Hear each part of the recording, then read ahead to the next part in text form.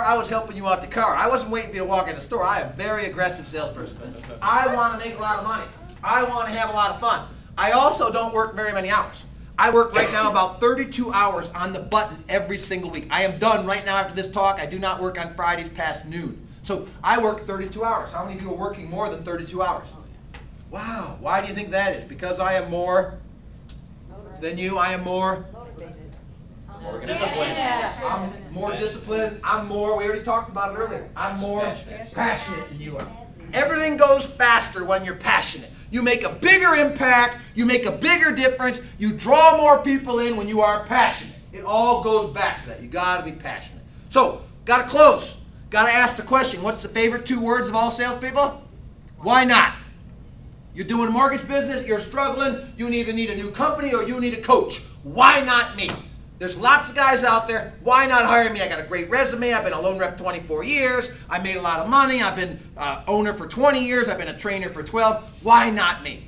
Just like a lot of you at your level can say to Manesh, why not Manesh? He's a good trainer. He's consistent. He's committed. He'll help you get more results. You need somebody looking over your shoulder. So you got to ask the question, why not get blinds from Perfect View Blinds? Why not? We're here. We care about you. We're going to be here when they struggle. That's the best question when you're closing. 4 steps to a sale are, number 1 is initial contact. Again, number 1 is initial contact. Number 2 is build rapport. Number 3, close. Last step, follow up, follow up, follow up. Let's talk about follow up. Michael, it was nice meeting you. I'm glad I got to meet you at this event. I called him on the phone. I hope everything goes well. If you ever need a mortgage, call me. If you know anybody needs a mortgage, please call me. I'd love to help you. It's a good follow-up. Good follow-up is a follow-up phone call. Phone call is good follow-up. Better follow-up is thank you cards. You need to put 10 to 15 thank you cards on your desk every single Monday. By Friday, what has to happen? Mine are done. By last night, I sat there and I wrote my last 6 out last night. You have to do a lot of thank you cards. Why? It shows what? What's it show? Garrett. Garrett is Garrett or Grant? Garrett. Garrett. It shows you care. Do you understand that? It's a follow-up. Wow, that guy really cared. Okay? I'll give you the best follow-up ever in a transaction. And I give all mortgages one of my favorite secrets. Client gets a mortgage from me. 6 o'clock at night, we finished. That night, as I'm driving home, I call them at their house. Even leave a message or catch them later. Hey, Dan, I want to thank you for picking me for your mortgage man. I know you could have went anywhere. I truly appreciate you trusting me. Michael referred you to me. I'm going to honor Michael, and I'm going to honor you. I'm going to take great care of you. Any problems we have, and we're going to have problems, we're going to get through it together, but I'm going to be here to take care of you. Thanks again for dealing with me.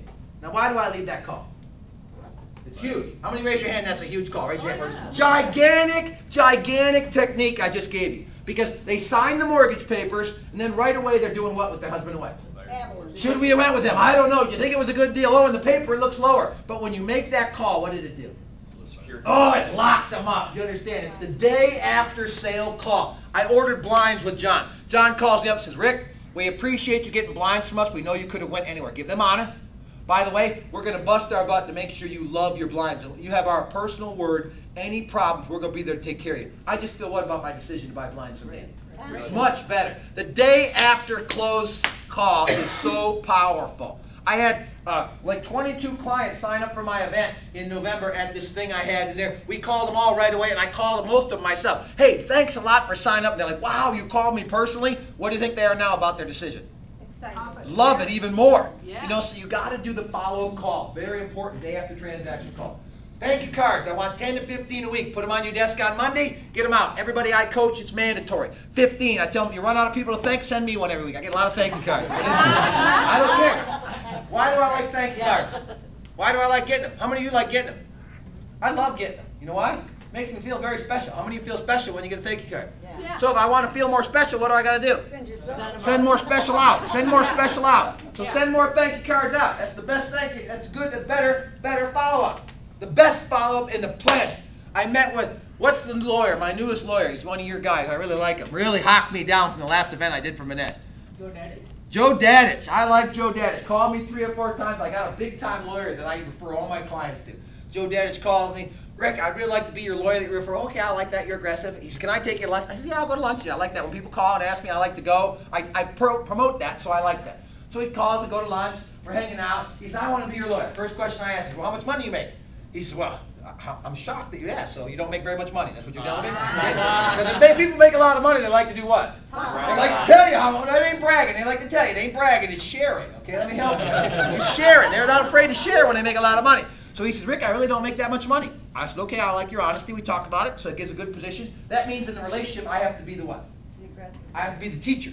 I have to be the stronger teacher in that relationship. If I make more money, I'm the teacher. If you make more money, I'll be the student. Like I met a guy, Keith Cunningham. I signed up. I gave him a $40,000 check. He's going to coach me for 2 years for 40 grand. Okay? So I don't even know what it's going to look like yet. I just loved him on stage. He's got $100 million. I got about $8 million. I said, he's got more than me. I got to hire him as my coach. So I'm the kind of guy, when I see somebody that's important to me, I run right up. Just like I met Joe Stump years ago, by referral only. I ran right up, signed up, gave him a check for a full year in advance. Say, take me on, make me, mold me, old Da Vinci. You know, I'm your clay, you know. And I think you got to be better students. I think that's the key. Yeah. We get too comfortable and we're not good students anymore. I know there's a lot of people that make a lot more money than me. And I know there's a lot of people that I make more money than them. So a lot of people should learn from me, and I should be learning from these other guys. Ken Blanchard was talking, I'm like this. Mouth's hanging open, I'm in awe, because the guy is so successful and done so much stuff. And so, I mean, you got to be a good student. You got to go to trade shows, you got to learn, you got to go to seminars. So the best follow-up.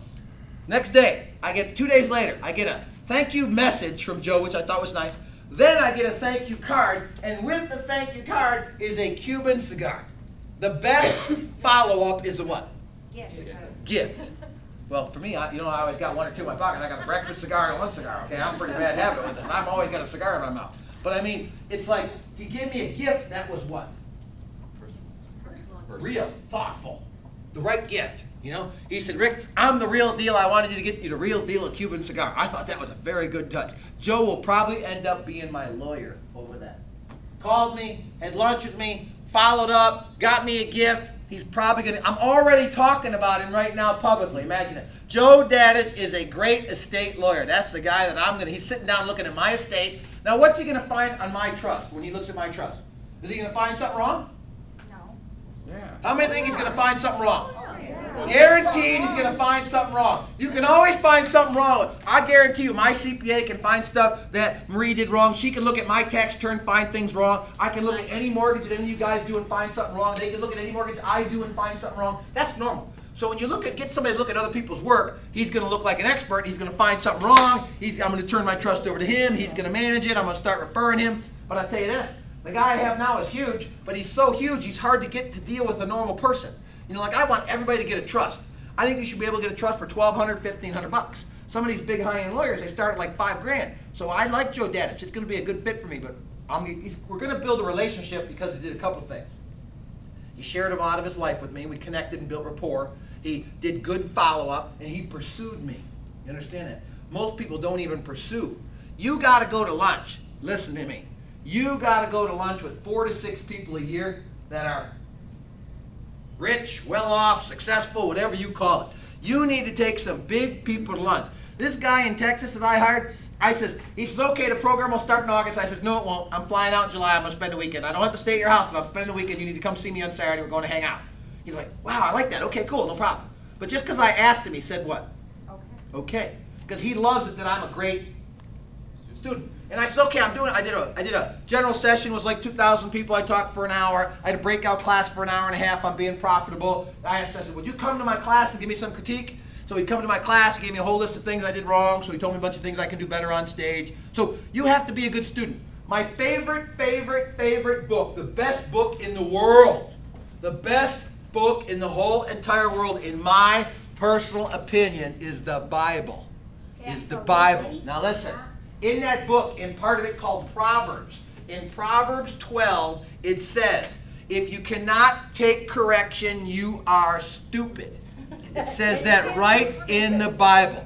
If you cannot take correction, and it uses the word stupid. I said, wow, I love that word. I've been called stupid most of my life. That fits for me, okay? Sometimes I think I'm really stupid. How many really feel you're stupid? You miss out on easy things. You make dumb mistakes.